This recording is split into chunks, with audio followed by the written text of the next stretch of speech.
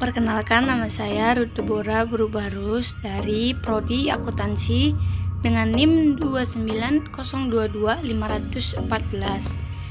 Di sini saya akan mempresentasikan mengenai nilai-nilai kemanusiaan.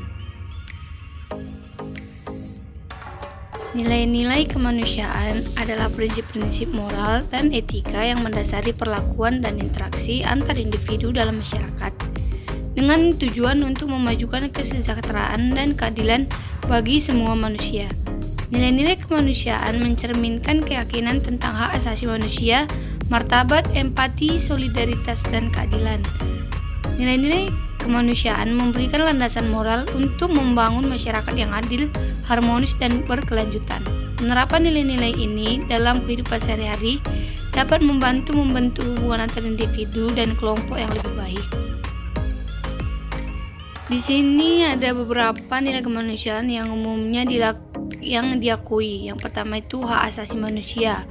Nilai ini menekankan pengakuan dan perlindungan terhadap hak-hak dasar setiap individu seperti hak atas hidup, kebebasan, dan martabat. Yang kedua itu ada keadilan.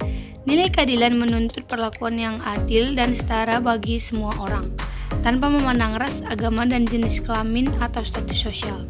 Dan yang ketiga itu empati. Empati melibatkan kemampuan untuk memahami dan merasakan perasaan orang lain. Ini menjadi dasar bagi kepedulian dan sikap peduli terhadap kesejahteraan orang lain. Dan yang keempat itu ketulusan dan kejujuran. Kedua nilai ini menekankan pentingnya integrasi dan kejujuran dalam interaksi manusia. Ketaatan pada kebenaran dan kejujuran memperkuat dasar moral masyarakat. Yang kelima itu adalah solidaritas. Nilai solidaritas mengajarkan pentingnya dukungan dan kerjasama di antara individu dan kelompok untuk mengatasi kesulitan dan memajukan kesejahteraan bersama. Yang keenam itu kemanusiaan dalam krisis. Nilai ini menentukan pentingnya merespon dan membantu sesama manusia dalam situasi kritis ataupun bencana, menunjukkan rasa tanggung jawab dan kepedulian terhadap penderitaan orang lain. Dan yang ketujuh itu ada keragaman dan penghargaan terhadap perbedaan. Nilai ini mengajarkan penghargaan terhadap keberagaman budaya, agama, suku, dan pandangan hidup, menghormati perbedaan, memperkaya pengalaman manusia, dan mempromosikan kerukunan sosial. Dan yang ke-8 itu pendidikan dan pemberdayaan. Nilai ini menekankan pentingnya pendidikan sebagai sarana untuk meningkatkan pengetahuan, keterampilan, dan kesempatan hidup, serta memperdayakan individu untuk mencapai potensi penuh mereka. Di sini ada manfaat penerapan nilai-nilai kemanusiaan. Penerapan nilai-nilai kemanusiaan membawa banyak manfaat dalam berbagai bidang kehidupan. Penerapan nilai-nilai kemanusiaan membantu menciptakan masyarakat yang lebih adil, harmonis, dan berkelanjutan. Dan di sini ada juga beberapa contoh manfaat nilai-nilai kemanusiaan di berbagai bidang. Yang pertama itu bidang pendidikan. Di bidang pendidikan ini terdapat 3. Yang pertama itu mendorong pembentukan karakter yang baik pada siswa seperti integritas, empati, dan kejujuran. Yang kedua, mendorong lingkungan belajar dan inklusif dalam menghormati keberagaman. Dan yang ketiga itu memberikan dasar moral bagi pengajaran etika dan tanggung jawab sosial. Dan yang kedua itu ada di bidang lingkungan kerja. Yang pertama, meningkatkan hubungan interpersonal di tempat kerja dengan mempromosikan sikap empati dan solidaritas. Dan yang terakhir itu ada di bidang pelayanan kesehatan. Yang pertama itu menekankan hak asasi pasien dan memberikan perawatan yang humanis. Yang kedua itu mendorong etika profesi medis seperti integritas, rasa hormat, dan keadilan dalam pemberian layanan kesehatan. Dan yang terakhir itu mengurangi stigma sosial terhadap penyakit atau kondisi tertentu. Dan yang keempat itu lembaga sosial dan kemanusiaan, mendorong kepedulian dan responsibilitas sosial terhadap masyarakat yang membutuhkan. Yang kedua itu memotivasi kegiatan amal dan proyek-proyek kemanusiaan yang mendukung orang-orang yang kurang beruntung. Dan yang ketiga itu membentuk organisasi yang berfokus pada prinsip-prinsip keadilan dan hak asasi manusia. Dan yang kelima itu di bidang pengembangan global. Di pengembangan global ini ada 3 juga. Yang pertama, mendorong kerjasama internasional yang adil dan berkelanjutan. Yang kedua, mengurangi konflik dan meningkatkan pemahaman antar budaya. Dan yang ketiga, mendukung upaya pemberdayaan masyarakat di negara-negara berkembang. Dan yang keenam itu ada di bidang hukum dan keadilan.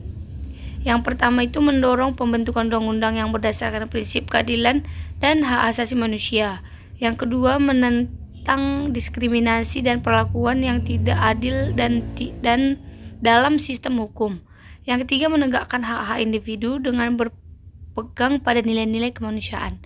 Yang ketujuh itu di bidang teknologi dan inovasi. Yang pertama itu mendorong pengembangan teknologi yang menghormati hak privasi dan kebebasan individu. Yang kedua, menekankan etika dalam pengembangan dan penerapan teknologi baru. Dan yang ketiga itu menghindari dampak negatif teknologi yang dapat merugikan masyarakat atau lingkungan. Di sini ada juga penerapan sila kedua Pancasila dalam kehidupan sehari-hari. Pentingnya nilai kemanusiaan dan nilai yang tersandung dalam sila kedua Pancasila memang harus kita terapkan dalam kehidupan sehari-hari. Sampai saat ini, penerapan sila kedua Pancasila masih terus dipertahankan oleh bangsa Indonesia. Contoh penerapan sila kedua Pancasila dalam kehidupan sehari-hari itu ada dua. Yang pertama itu bersikap adil untuk diri sendiri atau orang lain. Bersikap adil untuk diri sendiri dan orang lain juga merupakan contoh perilaku yang bisa mencerminkan sila kedua Pancasila. Tak bisa dipungkiri jika bersikap adil adalah suatu yang susah untuk dilakukan pada awalnya. Namun ketika kita sudah terbiasa melakukannya, maka perlahan-lahan penerapan sikap adil dalam kehidupan sehari-hari akan lebih mudah untuk dilakukan.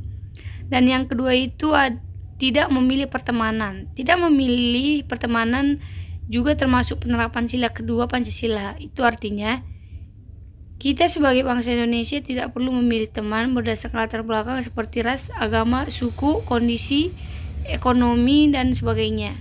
Sikap dan perilaku yang membedakan orang lain adalah suatu sikap yang tidak baik diterapkan di dalam kehidupan sehari-hari.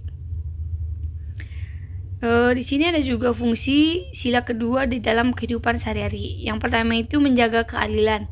Salah satu fungsi dari sila kedua adalah untuk menjaga keadilan yang ada di Indonesia.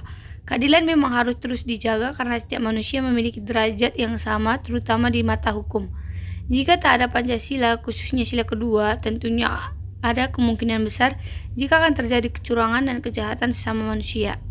Yang kedua itu mencegah terjadinya tindakan kekerasan.